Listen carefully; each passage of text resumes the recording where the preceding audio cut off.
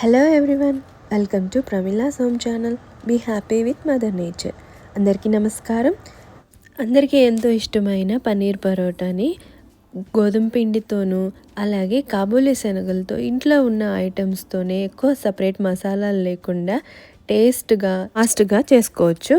Process start చేసేద్దాం. ముందుగా Kabuli శనగల్ని 24 hours ముందు నానబెడితే అవి బాగా నానుతాయి. లేదంటే అట్లీస్ట్ ఒక 12 అవర్స్ అన్నా నానబెట్టినాక వాటిని ఒక కుక్కర్లోకి తీసుకొని వాటర్ పోసుకొని సాల్ట్ వేసుకొని అలాగే కొంచెం ఎలాచి ఒక చెక్క లవంగం కూడా వేసి అవి బాయిల్ చేసుకోవాలి. కుక్కర్లో ఒక 4-3 విజిల్స్ వచ్చేంత వరకు బాయిల్ చేసుకుంటే అవి బాగా ఉడుకుతాయి. ఇప్పుడు పరోటా కోసం పిండిని కలుపుకుందాం. ఇక్కడ నేను చూపిస్తున్నది హోల్ వీట్ ఫ్లోర్. మంచిగా చాలా ఫైబర్ ఉంటుంది ఈ పిండిలో అయితే. సో ఇదే తీసుకుంటున్నాను. ఇందులోకి ఇప్పుడు కొంచెం సాల్ట్ అలాగే కొంచెంగా వాటర్ వేసుకుంటూ పిండిని కలుపుకోవాలి. మరీ గట్టిగా కాకుండా అలాగే మరీ లూజ్గా కాకుండా మీడియంగా పిండిని మిక్స్ చేసుకోవాలి.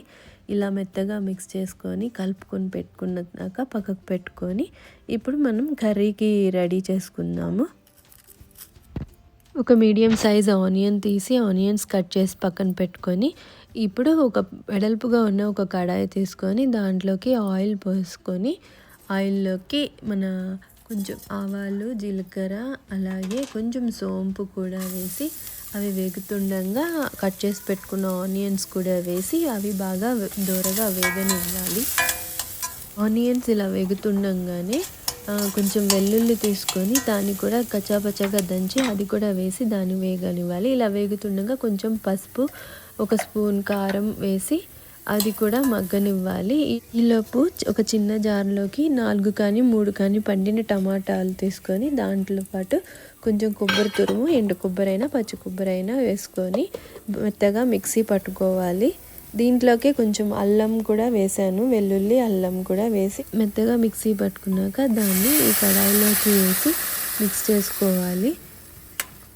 ఇలా టమాటా ప్యూరీని అంతా బాగా మిక్స్ చేసుకున్నాక ధనియాలు, మెంతులు, జీలకర్ర కలిపి పొడి చేసిన పొడిని 1 స్పూన్ వేసుకొని అది కూడా బాగా కలుపుకోవాలి. మెంతులు పొడి వేయడం వల్ల ఫ్లేవర్ చాలా బాగుంటుంది. ఈలోపు పక్కన కుక్కర్లో ఇవి శనగలు బాగా ఉడికిపోయినాయి, చేత్తో ఇలా పట్టుకుంటే మెత్తగా అవుతుంది. సో వీటిని కూడా వేసి ఆ మరుగుతున్న టమాటా కర్రీలోకి కొంచెం సేపు అలా మిక్స్ చేయాలి. వీటిని కంప్లీట్గా వేయకుండా కొన్నిటిని మనం తీసి పెట్టుకోవాలి. అవి ఎందుకో నేను ఇప్పుడు చెప్తాను మీకు. ఇలా అంతా కాబూలీ శనగలు వేసిన టమాటా ప్యూరీ మసాలా అంతా వాటికి బాగా పట్టేటట్టు అంతా బాగా కలుపుకొని ఇప్పుడు మిక్సీ జార్లోకి జీడిపప్పు, నేను తీసి పెట్టుకోమన్న కొన్ని శనగలు ఉన్నాయి కదా ఉడికినవి, అవి కూడా వేసి ఉప్పు వేసి ఇలా మెత్తగా పేస్ట్ చేసుకోవాలి. ఇలా చేయడం వల్ల కర్రీ టేస్ట్ డిఫరెంట్గా చాలా బాగుంటుంది. తప్పకుండా ట్రై చేయండి మీరు. సో మనం మెత్తగా చేసుకున్న జీడిపప్పు, ఉడకబెట్టిన శనగల పేస్ట్ ఇలా వేసి మొత్తం బాగా కలుపుకుంటే కర్రీ చాలా రిచ్గా ఉంటుంది, థిక్నెస్ వస్తుంది, టేస్ట్ చాలా డిఫరెంట్గా ఉంటుంది. ఇది ఒక కొత్త ఫ్లేవర్. ఇలా ఒక 2 మినిట్స్ మగ్గిన తర్వాత కొత్తిమీర వేసేసి కర్రీని పక్కన పెట్టేసేయండి. మూత పెట్టి మొత్తం ఫ్లేవర్ కొత్తిమీర అదంతా వాటికి బాగా పడుతుంది.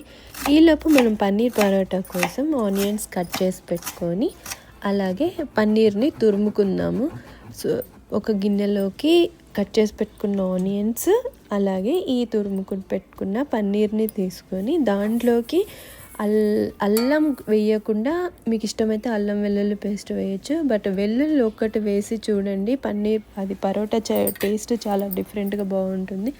వెల్లుల్లి వేసి అలాగే పచ్చిమిర్చి తరిగి పెట్టుకున్న కొత్తిమీర కూడా వేసి అలాగే సాల్ట్ కూడా వేసి కొంచెం బాగా సరిపడినంత మిక్స్ చేసుకోండి.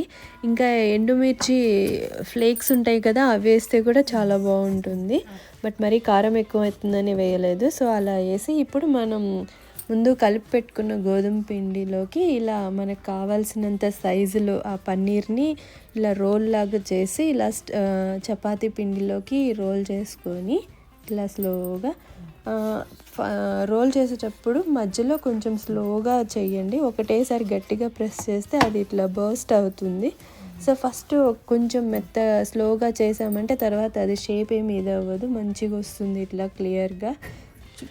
సో పెనం బాగా వేడైనాక వేసేసి కాల్చుకుంటే పన్నీర్ పరోటా కూడా రెడీ అయిపోతుంది. సో ఈ పన్నీర్ పరోటాలోకి వెన్న కానీ నెయ్యి కానీ చాలా బాగుంటుంది. సో అది ఎక్కువ తినలేము అనుకున్నప్పుడు నువ్వుల నూనెతో కూడా ట్రై చేయండి, చాలా బాగుంటుంది. సో ఇది మన పన్నీర్ పరోటా. ఆయిల్ లేకుండా ప్లెయిన్గా కూడా చేసుకుంటే అది ఆ టేస్ట్ కూడా బాగుంటుంది.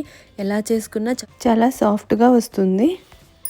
సో ఈ ఎమ్మీ పన్నీర్ పరోటాతోటి మన రుచిగా ఎంతో టేస్ట్గా ఉన్న కాబూలీ శనగల కర్రీతో సర్వ్ చేసుకుంటే చాలా బాగుంటుంది. ఈ రెసిపీ మీరు కూడా ట్రై చేయండి, ఎలా వచ్చిందో కామెంట్ చేయండి.